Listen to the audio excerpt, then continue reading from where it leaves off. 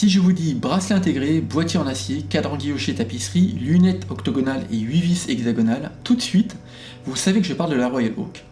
Depuis avril 1970, date à laquelle Gérald Genta réalisa le croquis de la Royal Oak, cette montre a bousculé les codes de l'horlogerie et est devenue une référence dont le prix ne cesse de monter. Déjà en 1972, acquérir une Royal Oak était équivalent à acquérir 2 montres en or. Aujourd'hui, peu de personnes ont la chance et les moyens financiers de s'en offrir une.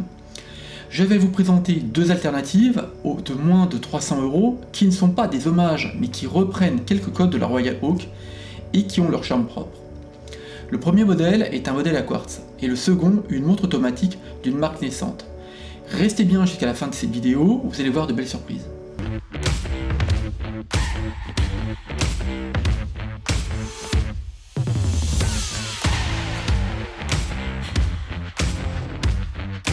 Bonjour, je suis content de vous retrouver pour cette nouvelle vidéo. On va commencer par la découverte d'un premier modèle à quartz, il s'agit de la Casio Edifice EFR S108D.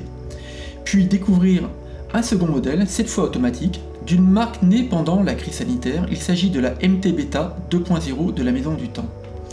Ces 2 montres sont à des prix catalogue de moins de 300 € et pourtant elles ont une belle esthétique.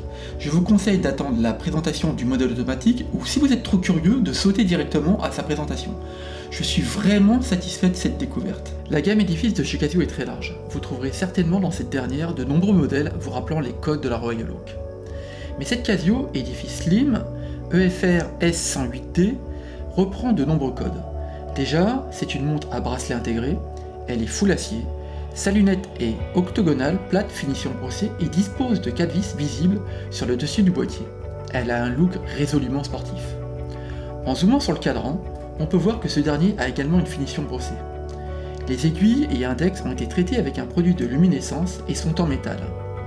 En dehors du bracelet, dont la finition semble un peu légère, l'aspect global de cette montre est très propre. Côté solidité, ce modèle est équipé d'un cristal de saphir plat. Cette Casio Edifice Slim est au prix catalogue de 119 €. Son diamètre est de 39,9 mm et mesure 44,8 mm de corne à corne pour une épaisseur de 7,8 mm. Vous noterez que ces mesures ne sont pas identiques à celles affichées sur le site web. Elle est très légère, avec 4 maillons retirés, elle ne pèse que 96 grammes. Excellente nouvelle, elle a une résistance à l'eau de 100 mètres. Cette Edifice Slim dispose d'un verre saphir plat et son mouvement est un mouvement à quartz de la marque. Comme vous pouvez le voir, sur mon poignet 17 cm, cette montre super fine avec son diamètre de presque 40 mm est à la fois élégante et sportive. Son cadran est très lisible, avec ses 96 grammes une fois au poignet, elle se fait complètement oublier. Elle est extrêmement confortable. Le bracelet en acier inoxydable à large maillon est classique et dispose d'un fermoir à boucle déployante avec 3 positions de micro-ajustement. Cela facilite sa mise à la taille. Cette montre est sportive, mais elle est si sobre qu'il est aisé de la sortir avec tout type de vêtements. Globalement, cette montre avec son cadran couleur aluminium, finition brossée, complété des index et aiguilles métal et blanc avec du lume Neo Bright, a un look très sobre. Sous les 12 heures, vous retrouvez imprimé en noir le logo de la gamme, ainsi que les inscriptions Edifice et Casio. Aux 6 heures, les inscriptions Saphir, Water Resist 100 mètres et en tout petit, autour de l'index, l'inscription Japan Movement. Aux 3 heures, un guichet date de petite dimension mais pas très lisible à l'œil nu. Les index sont de forme trapèze et sont en 3D.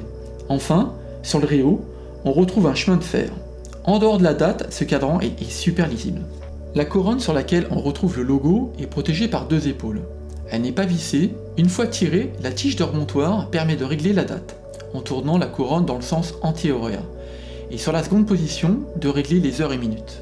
Comme vous pouvez le voir, cette montre mérite son nom Slim. Elle est vraiment d'une super finesse.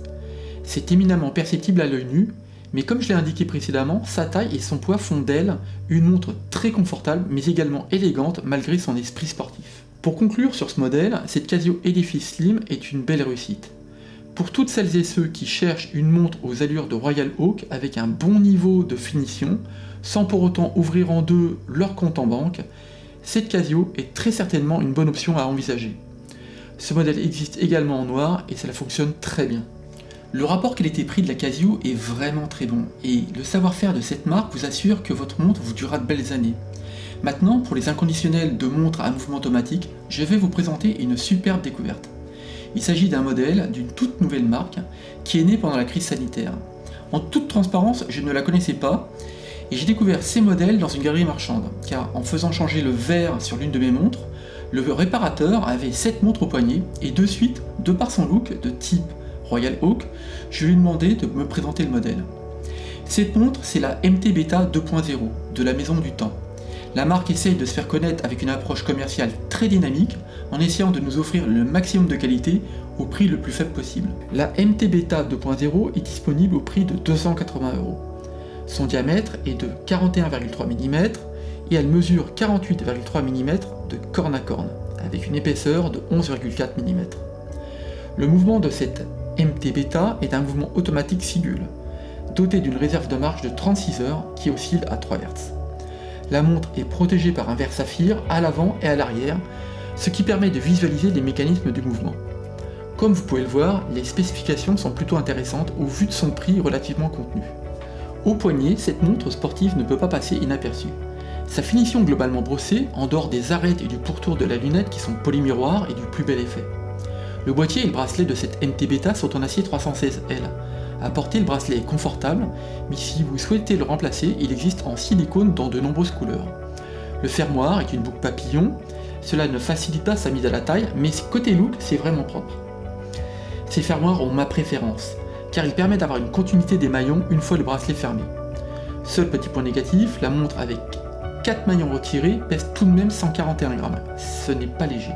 Néanmoins, une fois au poignet, on finit par ne plus y prêter attention. Avec son aspect mat, son cadran noir, cette montre s'accorde avec tout. Je n'ai pas trouvé de tenue qui ne passait pas avec cette dernière, elle est hyper polyvalente.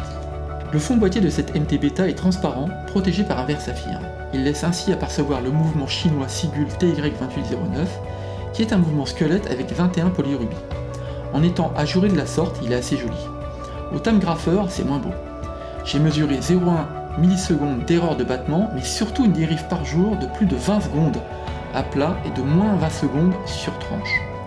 Sinon, on retrouve gravé des inscriptions assez usuelles, comme le nom de la marque, l'acier 316L, les 10 ATM de résistance et l'utilisation de verre saphir.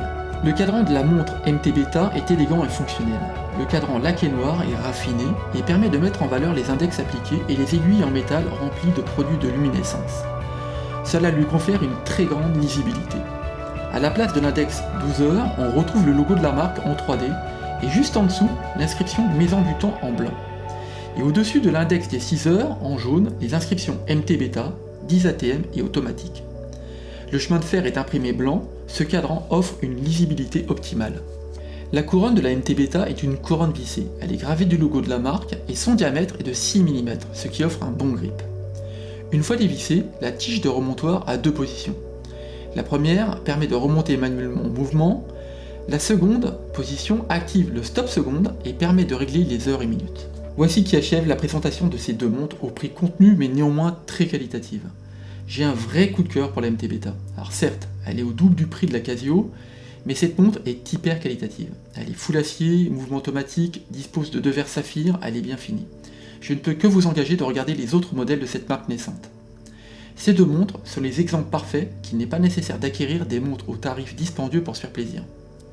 J'aurais pu étendre cette revue à d'autres montres dont l'inspiration Royal Oak était notable, mais je voulais m'astreindre à des modèles sous la barre des 300 €. Merci beaucoup d'avoir regardé cette nouvelle vidéo budget, j'espère que les modèles présentés vous ont plu. N'hésitez pas à laisser des commentaires pour me dire si vous connaissez d'autres montres dans cette gamme de prix qui auraient dû faire partie de cette vidéo. Dites-moi également ce que vous pensez des modèles présentés, et plus particulièrement de la MT Beta. Comme toujours, je vous souhaite le meilleur, prenez soin de vous, et à bientôt pour la prochaine vidéo. Allez, bye.